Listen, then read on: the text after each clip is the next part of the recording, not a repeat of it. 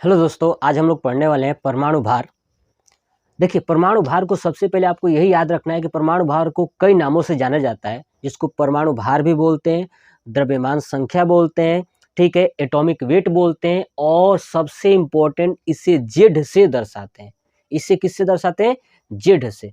सबसे पहले समझते हैं कि परमाणु भार आखिर में होता क्या है, यानी द्रव्यमान संख्या होता क्या है। ठीक है, परमाणु भार किसे कहते हैं कि किसी तत्व के नाभिक में उपस्थित कुल न्यूट्रॉन तथा प्रोटॉन के संख्याओं के योग को ही क्या कहा जाता है? तो परमाणु भार। यानी हम कह सकते हैं कि परमाणु भार जेड बराबर होता है, ठीक है, पी प्लस एन। पी क्या है? तो प्रोटॉन। पी क्या है? प्रोटॉन। पी क्या है? प्रोटॉन। एन क्या है? तो न्यूट्रॉन। एन क्या है?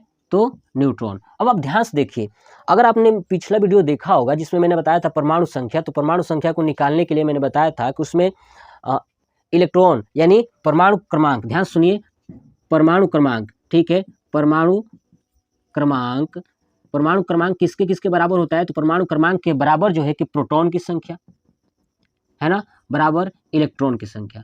ठीक है, यह मैंने आपको बता चुका था कि जो परमाणु क्रमांक होता है वो प्रोटॉन की संख्या के बराबर और इलेक्ट्रॉन की संख्या क्या होती है? आपस में बराबर होती है। ठीक है, तो अब आप ध्यान से देखिए, अगर आपको क्वेश्चंस कभी दिया जाए, ठीक है, कि किसी तत्व के नाभिक में या किसी तत्व का परमाणु क्रमांक 5 है, किसी तत्व का परमाणु क्रमांक 5 है तथा उसके न्यूट्रॉनों की संख्या 10 है, तो परमाणु भार ज्ञात कीजिए। तो आप ध्यान रखिएगा कि जो परमाणु क्रमांक होता है और प्रोटॉन और इलेक्ट्रॉन ये तीनों आपस में क्या होते हैं? बराबर होते हैं। जब तीनों आपस में बराबर होते हैं तो यही क्या होती है, जो प्रोटॉन होता है, यही प्रोटॉन परमाणु क्रमांक भी बन जाएगा और इलेक्ट्रॉन भी बन जाएगा। यानी अगर आपको इलेक्ट्रॉन दिया जाएगा तो इसका मतलब वो क्या है? प्रोटॉन है या तो परमाणु क्रमांक है। ठीक है, यानी इलेक्ट्रॉन ही क्या है? तीनों है, परमाणु क्रमांक, प्रोटॉन और इलेक्ट्रॉन, ये तीनों आपस में क्या होते हैं? जब बराबर होते हैं तो आपको इन तीनों में से कोई एक दिया जाएगा और न्यूट्रॉन दिया जाएगा और पूछा जाएगा परमाणु भार बताइए।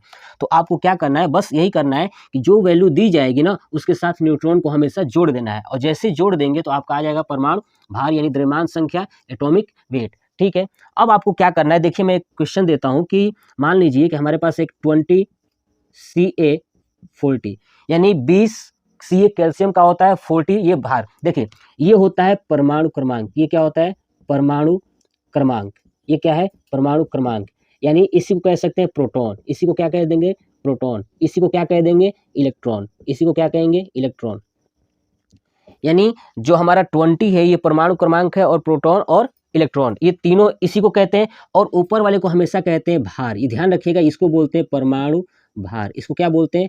परमाणु भार। जब ये ऊपर वाला परमाणु भार है तो कभी कभी एग्जाम में ऐसे क्वेश्चंस दे के आपसे पूछेगा कि न्यूट्रॉनों की संख्या बताइए, कि न्यूट्रॉन की संख्या कितनी है। तो आप ध्यान रखिएगा कि परमाणु भार में से परमाणु क्रमांक या प्रोटॉन या इलेक्ट्रॉन को जब आप माइनस कर देंगे तो वो आ जाएगा आपका न्यूट्रॉन। यानी जो 40 है तो 40 में से 20 को माइनस कर देंगे तो हो जाएगा हमारा 20। ये क्या है? तो न्यूट्रॉन। यही क्या है? न्यूट्रॉन। ठीक है, चलिए एक और क्वेश्चन देता हूँ। देखिए, जैसे मान लीजिए कि एक और दे रहे हैं ऊपर, ठीक है, मैंने यहाँ पे लिख दिया। अब आप इसको नोट कर लीजिएगा, इसको हटा देते हैं। ठीक है, देखिए अब मैं क्या करता हूँ कि एक और क्वेश्चन नोट करता हूँ। यहाँ पे मैंने दे दिया, ठीक है, 19K39, 19K39 यानी पोटेशियम का होता है 19 परमाणु क्रमांक। अब आपको पता चल चुका होगा कि 19 क्या है, तो ये है परमाणु क्रमांक। ये क्या है? परमाणु क्रमांक। ठीक है, और ऊपर आप देखिए ये 39 क्या है, तो आपको पता चल चुका होगा ये क्या है? परमाणु भार यानी द्रव्यमान संख्या, है ना, परमाणु भार और या तो द्रव्यमान संख्या कह सकते हैं। चलिए, तो हमसे पूछा जाएगा कि बताइए इसमें से न्यूट्रॉन की संख्या कितनी है। तो आपको कुछ नहीं करना है, ऊपर वाले में से नीचे वाले को क्या करेंगे? माइनस। यानी जो परमाणु भार है इसमें से अगर परमाणु क्रमांक को माइनस कर देते हैं वो निकल जाएगा 39 माइनस 19 यानी हो जाएगा 20। यही 20 हमारा क्या है? न्यूट्रॉन है। यही 20 क्या है? न्यूट्रॉन। ठीक है, यही क्या है? न्यूट्रॉन। चलिए अब देखते हैं, आज हम लोग और सीखने वाले हैं कि ये क्या कहा जाता है। कि हमसे पूछा जाता है कि ये आपने समझ चुका पहले कि परमाणु भार क्या होता है और परमाणु क्रमांक क्या होता है, अब आपको निकालने आ जाएगा। अब हम लोग ये देखते हैं कि परमाणु संख्या, परमाणु संख्या, ठीक है, परमाणु संख्या। और दूसरा क्वेश्चन पूछा जाता है परमाणु की संख्या। ठीक है, दूसरा क्या पूछा जाता है? परमाणु की संख्या। ठीक है, अब आप देखिए, जब आपसे पूछा जाए कि परमाणु संख्या बताइए और दूसरा इसमें जोड़ दिया जाए की शब्द, की परमाणु की संख्या बताइए, तो आपका दोनों का आंसर बिल्कुल अलग अलग होगा। चलिए देखते हैं कैसे। देखिए, मैं एक संख्या लिखता हूं, जैसे मान लीजिए कि मैंने लिख दिया H2O। ठीक है, H2O। जब आपसे पूछा जाए H2O का परमाणु संख्या बताइए या परमाणु की संख्या बताइए, तो दोनों का आंसर अलग अलग आएगा। चलिए अब देखते हैं कैसे। देखिए, जब आपसे पूछा जाए कि H2O, ठीक है, H2O का परमाणु संख्या बताइए, तो आपको क्या करना है कि एक एक तत्व का, जितने इसमें तत्व है ना, इसमें टोटल आप देखेंगे 3 तत्व हैं, H 2 बार है और O 1 बार है। तो इन तीनों तत्वों का आपको क्या करना है कि परमाणु क्रमांक लिखना है और जोड़ देना है, तो बन जाएगा परमाणु संख्या। अब देखिए, हाइड्रोजन का कितना होता है, तो 1। हाइड्रोजन कितने हैं, तो 2 है, तो 1 + 1। ऑक्सीजन का कितना होता है, तो 8।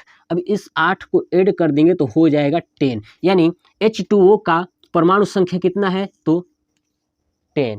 लेकिन अगर आपसे ये पूछे परमाणु की संख्या, तो बस आपको इतना करना है कि जब आपसे परमाणु की संख्या पूछेगा तो बस याद रखिएगा कि तत्वों की संख्या, ठीक है, क्या करना है, तत्वों की संख्या। यानी जब परमाणु की संख्या पूछेगा, की शब्द जोड़ देगा, तो आप ध्यान रखना है कि जितने इसमें तत्व होंगे ना, सबको जोड़ दीजिए।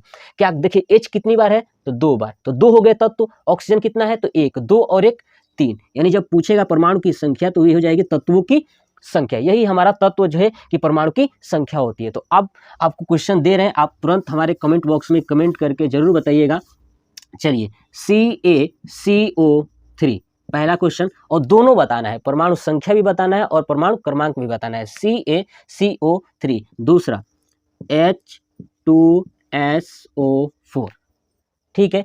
तीसरा CaO। चौथा CO2, ठीक है।